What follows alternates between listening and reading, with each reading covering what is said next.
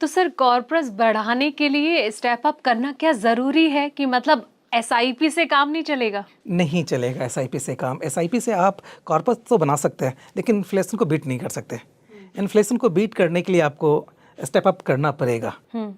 लेकिन सर मान लीजिए किसी की सैलरी जो है वो थोड़ी कम है, लाइक मान लीजिए किसी की 30,000 सैलरी है और 10%, हालांकि 10 मतलब मैं ये कहूँगी कि 10% ना सही, चलो 7% उनका इंक्रीमेंट हुआ है। तो फिर ऐसे में देखिए बहुत इंसान के खर्चे भी घर के होते हैं, तो उसको अपने खर्चे भी देखने, फिर इस तरीके से वो कितने % लगा सकता है कि अगर वो सोचे कि ठीक है मैं एक स्टेप लूँ कि ठीक है मुझे ऐड करना है, तो कितना सोच सकता है? सी अमूमन ऐसा माना गया है कि जो भी आपकी सैलरी है उसका तकरीबन 20% तो आपको सिप करना चाहिए।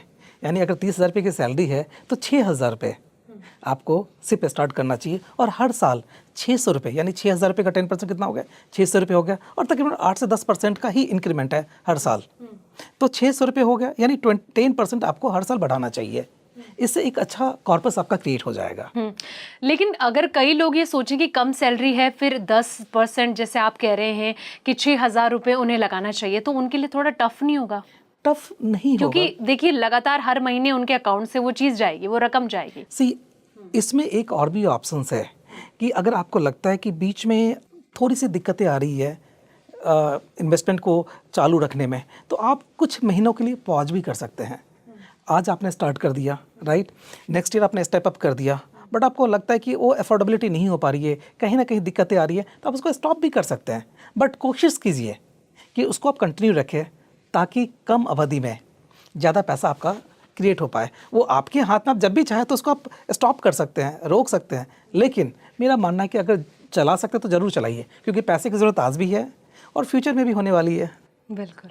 प्रहलाद जी, मेरा अगला सवाल ये है कि जिस तरीके से अगर कोई व्यक्ति सोच रहा है कि उसे स्टेप अप लेना चाहिए, तो उसमें क्योंकि मार्केट की कंडीशन देखिए हम देखते हैं फ्लक्चुएशन बहुत ज़्यादा होती है, उस टर्म कंडीशन में निवेशक को क्या-क्या चीज़ों पर ध्यान देना चाहिए?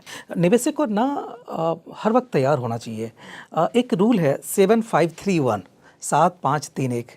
वो क्या कहता है कि आपको कम से कम 7 साल के लिए इन्वेस्टेड रहना चाहिए मार्केट में। अगर आप 7 साल तक इन्वेस्टेड है ना, तो लास्ट आप 50-60 ईयर्स का देख लीजिए, कभी भी मार्केट में नेगेटिव रिटर्न नहीं दिया है, राइट। तो ऑलवेज आपको 7 साल के लिए इन्वेस्टेड रहना चाहिए। दूसरा रूल नंबर 5 क्या कहता है कि आपको 5 से ज़्यादा फंड में इन्वेस्ट करने की ज़रूरत नहीं है। आपको जैसे लार्ज कैप हो गया, मिड कैप हो गया, स्मॉल कैप हो गया, फ्लेक्सी कैप हो गया, 4-5 फंड में ही आप कीजिए, आपको पोर्टफोलियो बढ़ाने की ज़रूरत नहीं है, राइट। तीसरा क्या है? तीसरा है 3 फेजेज़ हैं मार्केट के। पहला क्या है? डिसअपॉइंटमेंट फेज़, जिसमें क्या होगा? डिसअपॉइंटमेंट फेज़ में आप देखिएगा ना कि तकरीबन 7 से 10% रिटर्न आएगा, राइट। वो बहुत ज़्यादा मार्केट नहीं चलेगा, बहुत ही साइडवेज रहेगा। सेकेंड है पैनिक फेज़।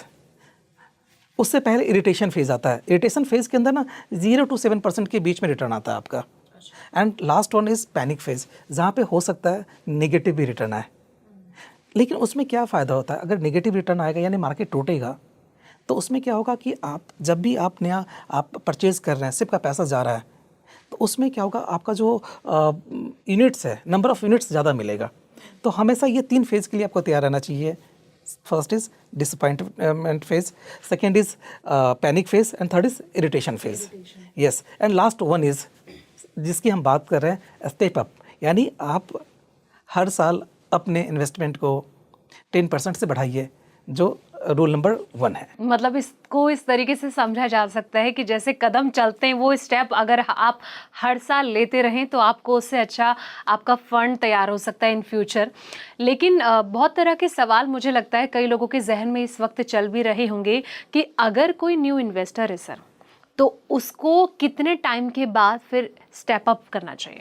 मैं तो कहता हूँ कि जब आप फॉर्म फिल कर रहे हैं, इन्वेस्टमेंट की जर्नी स्टार्ट कर रहे हैं, तो पहले दिन ही आपको वो जो टिक है वो उसको कर देना चाहिए, इनरोल कर देना चाहिए कि आप स्टेप अप के लिए रेडी हैं और हर साल आपका 10% के हिसाब से पैसा इन्वेस्ट हो रहा है, तो पहले दिन ही कर देना चाहिए। पहले दिन? यस, पहले दिन कर देना चाहिए। लेकिन सर मैं आपसे एक मेरा ये सवाल कि मान लीजिए कोई एसआईपी में इन्वेस्ट कर रहा है, हर महीने के 5,000 रुपये उसके अकाउंट से कटते हैं, अगर वो स्टेप अप नहीं कर रहा है तो ऐसा ना हो कि इन फ्यूचर मान लीजिए कि ठीक है कुछ परसेंट सैलरी उसकी बढ़ी है और वो ये सोचे कि कुछ परसेंट पैसा लगाया जाए, लेकिन बहुत सारी टर्म्स कंडीशन ऐसी भी आती है कि कब उनको कौन सी चीज़ें सिचुएशन फेस करनी पड़ जाए, घर के खर्चे हो गए, तमाम तरह के वगैरह वगैरह खर्चे इंसान की लाइफ में रोज़मर्रा की जीवन में आते हैं। ऐसा ना हो कि फिर उनको लेने के देने पड़ जाएं कि इन फ्यूचर उनको प्रॉब्लम फेस करनी पड़े। सी म्यूचुअल फंड और सिप का यही ब्यूटी है कि आप कभी भी अपने इन्वेस्टमेंट जर्नी को पॉज कर सकते हैं, रोक सकते हैं और डिसकंटिन्यू कर सकते हैं, राइट। जो भी आपने इन्वेस्ट किया है, जो मार्केट वैल्यू है, वो आपको मिल जाएगा। दूसरे प्रोडक्ट में अगर आप लाइफ इंश्योरेंस प्रोडक्ट की बात करते हैं, अगर बीच में आप उसको स्टॉप करते हो आपको नुकसान होता है, but SIP and step up में कोई नुकसान नहीं है। जहाँ पे आपने उसको पॉज कर दिया, जो पहले की फंड वैल्यू है वहाँ पे वो रुक जाता है, राइट, और मार्केट के हिसाब से चलता रहता है, तो कोई प्रॉब्लम नहीं है। अगर आपको लगता है कि आज आपने स्टार्ट कर दिया, 2 साल 3 साल 4 साल के बाद ऐसा फेस आएगा, हो सकता है कि इनकम थोड़ी कम हो गई है, तो आप वहाँ पे पॉज कर दीजिए स्टेप अप को, कोई प्रॉब्लम नहीं है, उससे कोई नुकसान नहीं है। जो पैसा आपने इन्वेस्ट किया है वो उसका तो यूनिट आपके पास में आ ही चुका है ना। तो ये फायदा मतलब इन्वेस्टर को मिल सकता यस, है अगर वो यही ब्यूटी है म्यूचुअल फंड्स एंड सिप की। सिप के। Yes. ठीक है, मेरा अगला सवाल सर ये है कि जिस तरीके से स्टेप अप की हम बात भी कर रहे हैं, तो क्या इसे स्मार्ट फॉर्म समझा जा सकता है एसआईपी का? क्योंकि देखिए मार्केट में भी बहुत तरह से स्टेप अप को लेकर बातचीत होती रहती है कि आखिर ये नया फॉर्म क्या आ चुका है। ये स्मार्ट फॉर्म ही है, सिप का स्मार्ट वर्जन ही स्टेप अप सिप है। अगर आप नॉर्मल सिप करते हैं तो आप वैल्यू क्रिएट कर सकते हैं, लेकिन इन्फ्लेशन को बीट करना, इतनी महंगाई है, आपको करना पड़ेगा, नहीं तो वो कॉर्पस बन नहीं पाएगा। आज आपको लगता है कि 1 करोड़ रुपये बहुत बड़ी चीज़ है कि आपको 15 साल के बाद 20 साल के बाद 1 करोड़ रुपये मिल गया, लेकिन जब आप 15 साल बाद जाएंगे ना तो उस 1 करोड़ की वैल्यू आज के हिसाब से 30-35 लाख रुपये है। तो शायद आप इन्फ्लेशन को बीट नहीं कर पाएंगे। अगर आपने स्टेप अप वहीं पे किया है तो जो आज आप सोच रहे थे कि मुझे 1 करोड़ रुपये चाहिए, तो आज से 20 साल के बाद भी उसकी वैल्यू 1 करोड़ रुपये ही होगी। क्यों होगी? क्योंकि उसका कॉर्पस 2 करोड़ 78 लाख रुपये हो चुका है। सर अक्सर ये होता है ना, कई लोगों के मन में ये होता है कि मान लीजिए उनके पास जब पैसे आते हैं तो वो ये सोचते हैं कि ठीक है मैं ज़्यादा से ज़्यादा इन्वेस्टमेंट कर लूँ, लेकिन फिर आगे चल के उनको थोड़ी प्रॉब्लम फेस करनी पड़ती है। तो आपके हिसाब से मैं ये जानना चाहूँगी कि क्या इसमें थोड़ी सी सूझबूझ ज़रूरी होती है कि जैसे कि बड़ा परसेंट ना लगा के थोड़ा इतना लगाओ कि आपको आने वाले टाइम में जो आपके पैसे हर महीने अकाउंट से कटेंगे उनमें प्रॉब्लम फेस ना करनी पड़े? जैसा मैंने बताया आपको ना कि जितना भी पैसा आप डाल दीजिए म्यूचुअल फंड्स में, कभी कोई प्रॉब्लम नहीं है। क्यों प्रॉब्लम नहीं है? क्योंकि फ्यूचर में आप दें या ना दें उसका कोई इम्पैक्ट आपके प्रेजेंट इन्वेस्टमेंट पे नहीं पड़ता, राइट। इसमें यह कि आप एक पैसा आपने इन्वेस्ट कर दिया, वो फंड क्रिएट हो रहा है, वो फंड अपने हिसाब से जो पोर्टफोलियो उसकी वैल्यू बढ़ रही है ना। फ्यूचर में आप देंगे तो उसमें वो पैसा जाएगा, अगर आप नहीं देंगे तो ये तो फंड आपका है ही ना, ये तो फंड आपका परफॉर्म कर ही रहा है। तो सर मैं जिस तरीके से डाइवर्सिफिकेशन की भी हम बात करते हैं और कहीं ना कहीं कंपाउंडिंग का इसमें जो जादू की भी बात करते हैं, तो ये इसको किस तरीके से दर्शाता है सर? सी 2 चीज़ अभी हमने बात की कि डाइवर्सिफिकेशन क्या होता है।